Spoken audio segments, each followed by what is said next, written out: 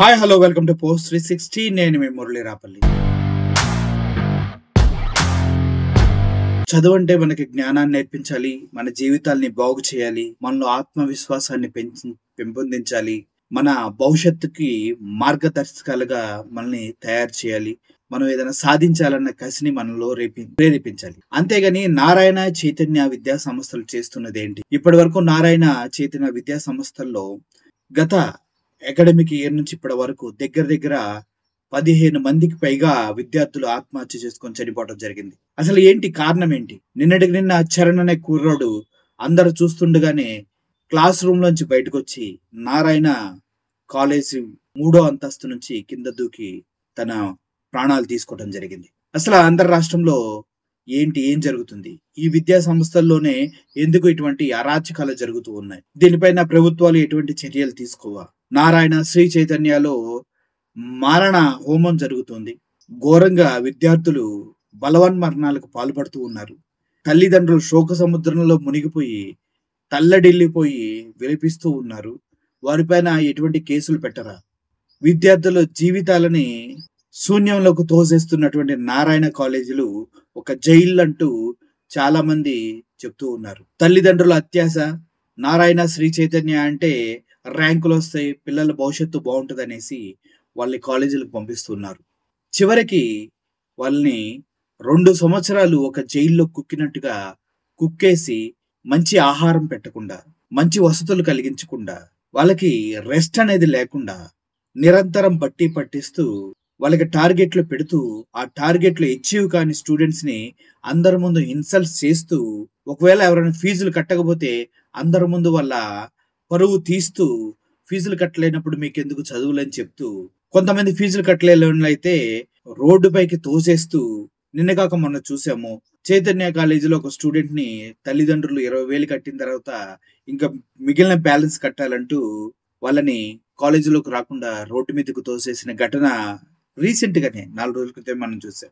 ఇంత ఘోరమైనటువంటి విద్యా సంస్థలు నడుస్తూ ఉంటే, స్టూడెంట్స్ జీవితాలతో మారణ కాండాన్ని రచిస్తూ ఉంటే, అసలు ఏం చేస్తున్నాయి వ్యవస్థలు, ఏం చేస్తున్నాయి గవర్నమెంట్లు, ఏం చేస్తున్నాయి పత్రికలు, ఏం చేస్తున్నారు పోలీసులు, అసలు ఏం చేస్తున్నాయి స్టూడెంట్స్ యూనియన్స్?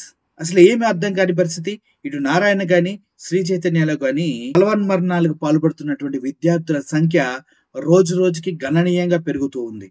చితికిపోతున్న బాల్యం, చంపేస్తున్న విద్యా వ్యవస్థ. ఎవరైనా పిల్లలు బాగా చదువుకుని వృద్ధిలోకి రావాలని అక్కడ తీసుకెళ్లి పెడతా ఉంటారు. బట్ అక్కడికి వెళ్ళిన తర్వాత హ్యాపీగా ఉన్న జీవితాలని దరిద్రమైన స్థితిలోకి తోసేస్తూ, నిరంకుశమైనటువంటి హిట్లర్ పాలనలాగా అక్కడ వాళ్ళ ఇష్టానుసారంగా రూల్స్ పెట్టేసి, వాళ్ళ ఆరోగ్యం బాగోలేకపోయినా కూడా చాలా హోంవర్క్లు ఇచ్చి, మిడ్ నైట్ వరకు చదివించి, మళ్ళీ ఎర్లీ మార్నింగ్ లేపి చదివించి, మానసిక శక్తిని పూర్తిగా నిర్వీర్యం చేసి, చదువు తప్ప ఇంకోటి లేదు ప్రపంచంలో అని వాళ్ళని ఒక జంతువుల్లాగా తయారు చేస్తూ ఉన్నారు. అందువల్లే ఆ ప్రెజర్ తట్టుకోలేక చాలా మంది చనిపోతున్నారు అనేసి చెప్తూ ఉన్నారు. ఒకసారి ఇప్పుడు కొన్ని వీడియో చూపిస్తా, ఆ వీడియో మీరు చూడండి. చూసిన తర్వాత ఈ చనిపోయిన నారాయణ శ్రీ చైతన్య విద్యా సంస్థల యొక్క స్టూడెంట్స్ తల్లిదండ్రులు ఎలా ఏడుస్తున్నారో చూడండి. వేరే పిల్లలకు ఈ బాధ రావద్దంటే ఈరోజు మీరు మాట్లాడాలండి. అందుకే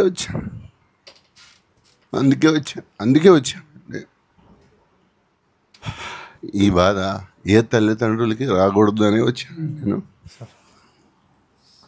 పిల్లల్ని చదివించడానికి అని పంపిస్తే చచ్చిపోవడం ఏంటండి? ఆ రోజుల్లో మా జీవితం నాశనం అయిపోయింది.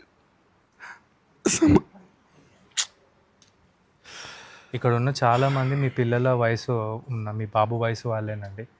I know it's very painful. అది చెప్దామనే వచ్చానండి.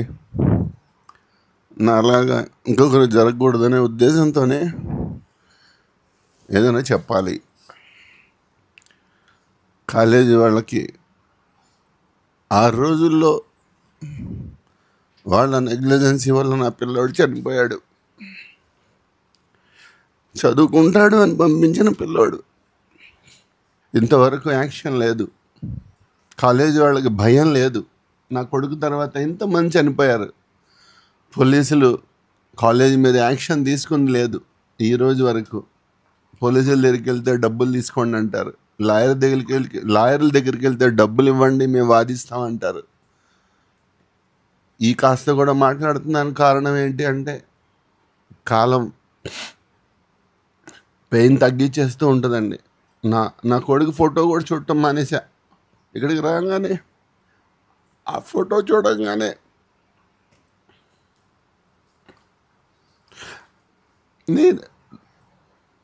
నేనే ఎలా ఉంటే ఆ తల్లి ఎలా ఉంటుందో చూడండి. మనస్తే ఇంకా తట్టుకోలేదని తను తీసుకురాలేదు. చేతకాని వాళ్ళు కాలేజ్ ఎందుకు పెట్టాలి, ఎందుకు మేనేజ్ చేయాలి? రూల్స్ లేవు, రెగ్యులేషన్స్ లేవు. గవర్నమెంట్ ఏ రూల్స్ ఇచ్చి అలాంటి కాలేజీలో పిల్లల్ని చదివేలా చేస్తుంది? మీడియాలు ఏం చేస్తున్నాయి?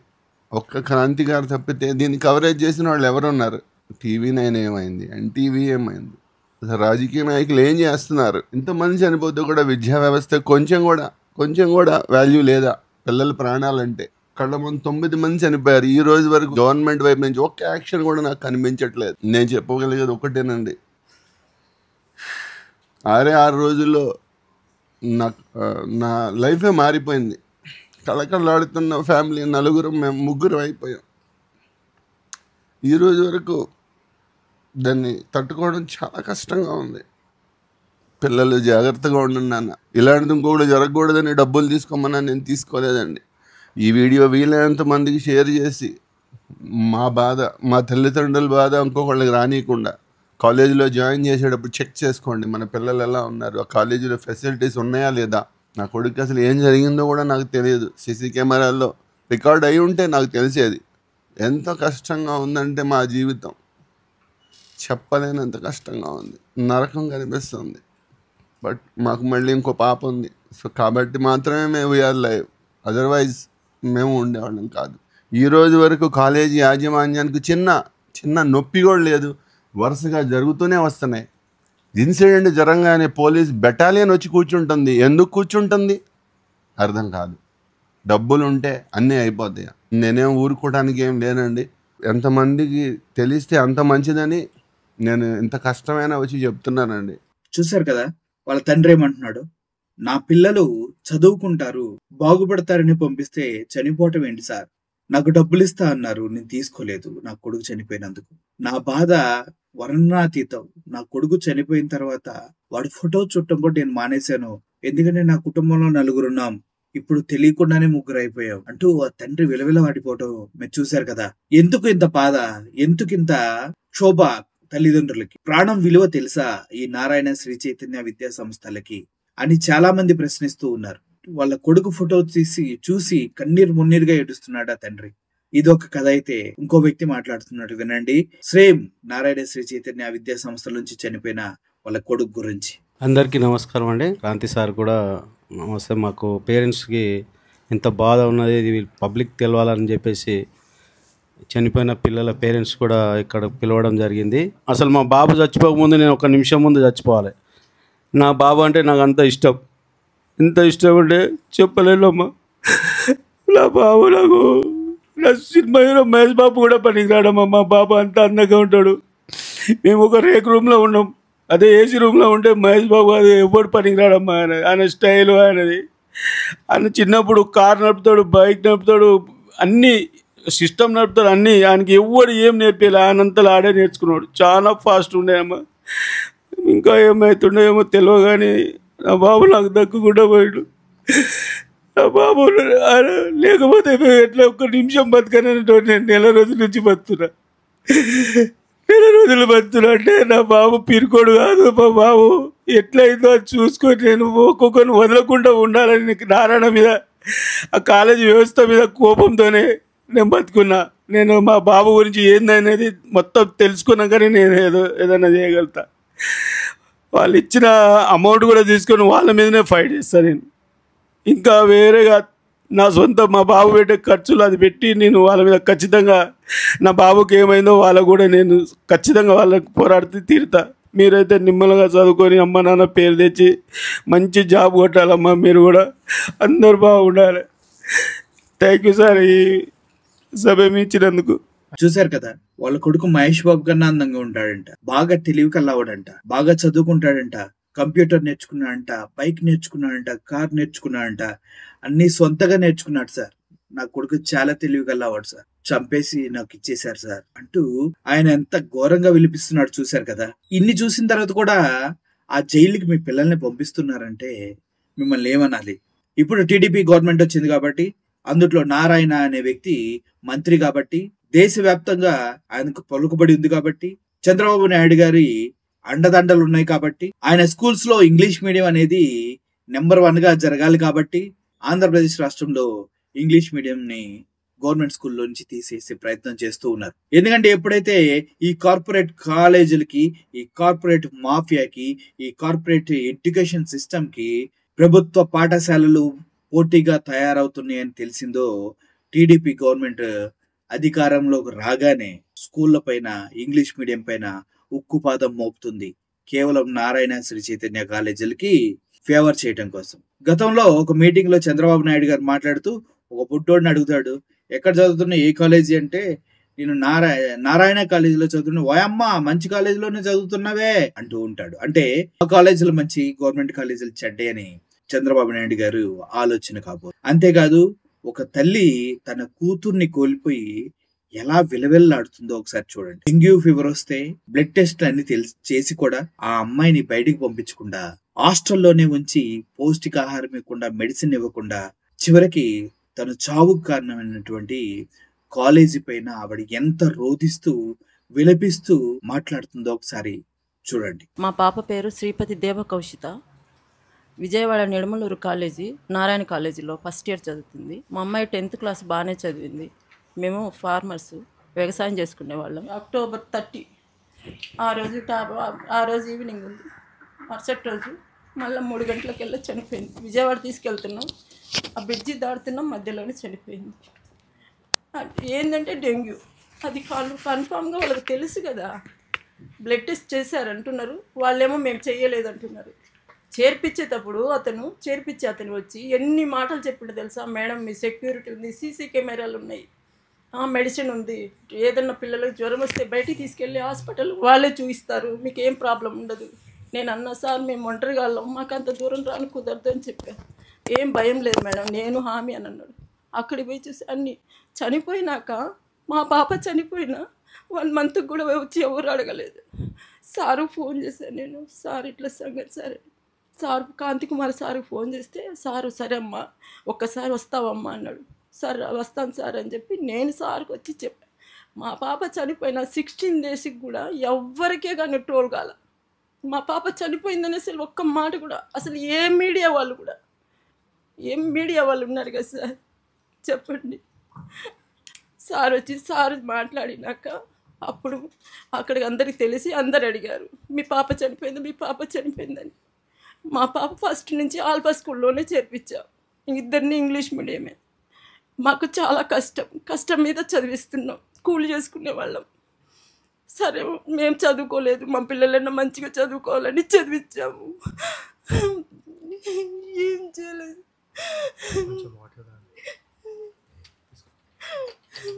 చూశారు కదా, జాయిన్ చేసుకునేటప్పుడు జాయిగా మాటలు చెప్పారు, జాయిన్ అయిన తర్వాత ప్రాణాలు తీసే వరకు నిద్రపోలేదు, చివరికి చనిపోయిన తర్వాత పలకరించడానికి కూడా అటు వెళ్ళలేదు. ఇది జరుగుతున్నది. టోటల్ గా ఇప్పటి వరకు అక్కడ 9 మంది లిస్ట్ చేశారు. నిన్న కూడా అనంతపురంలో చరణ్ కళ్ళ ఎదుట సీసీ ఫుటేజ్ ఆధారంగా చూసినట్లయితే డైరెక్ట్ గా క్లాస్ రూమ్ లో నుంచి వచ్చి 3వ ఫ్లోర్ నుంచి కిందకు దూకటం మనం చూడొచ్చు.